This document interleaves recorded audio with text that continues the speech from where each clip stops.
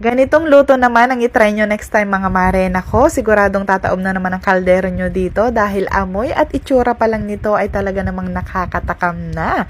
Perfect nga rin ito panghanda at pang Noche Buena. So for this recipe mga mare ay gagamit nga ako dito ng karne ng baboy. Pwede rin po kayong gumamit ng karne ng manok kung yun po ang mas bet nyo. Pwede rin naman po yun. And then itong meat natin ay pinansir ko lang muna hanggang sa maging golden brown ito. At nang maging golden brown na ito ay syempre nilagay ko lang sa gilid ng pan para hindi na natin yan hanguin. And then sinutay ko na dito ang garlic and onion. White onion po ang gamit ko dyan para mas mabango. And then nang okay na nga po ito ay sinunod ko namang igisa ang kamatis. Yes, maglalagay po tayo ng kamatis sa ating putsero para mas malasa po ito. After ko maggisa mga mare ay tinimplan ko na nga ito. Naglagay lang ako dito ng 2 tablespoon of patis at syempre ang ground black pepper natin at isang pork cubes para naman mas masarap at mas malinamnam ang ating pork putsero. And then nag-add na ako dito ng tubig at isisimmer lang natin ito for 10 minutes and then after 10 minutes ganito na nga ang itsura niya. At after nyan ay nag-add na ako dito ng 250 grams of tomato sauce. And then nag-add ulit ako dito ng 1 cup of water at palalambutin ko na ito for another 20 minutes. At habang pinapalambot ko nga ang karne ay prinito ko naman muna itong saging na saba at carrots at nang okay na nga yan ay hinango ko na agad-agad. O diba ang bilis? At nang malambot na nga ang karne ay syempre ilalagay na natin dito yung naprito natin na carrots at saging na saba.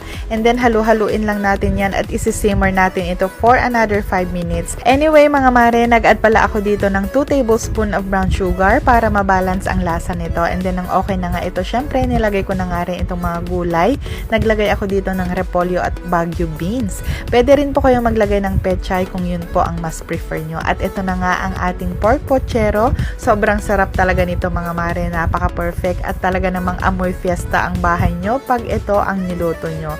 Sobrang dali lang talaga nito lutuin mga mare. Basta kompleto ka sa ingredients ay talaga namang perfect ang inyong lulutuin. Napakasarap talaga nito. Nako, sarsa pa lang ay talaga namang tataob na naman ang kaldero nyo. Promise yan. Ang sarap talaga nito. So anyway mga mare, ito na nga ang ating pork pochero. Naluto na rin sa wakas at ayan na nga, kakain na tayo. Maraming salamat po sa panonood.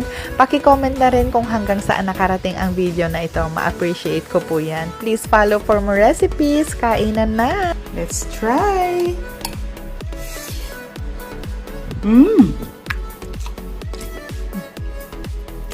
Grabe ang sarap.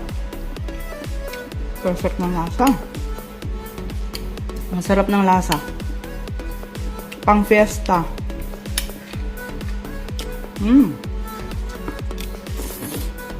Ang init. Ang sarap din ng saging. Sarap.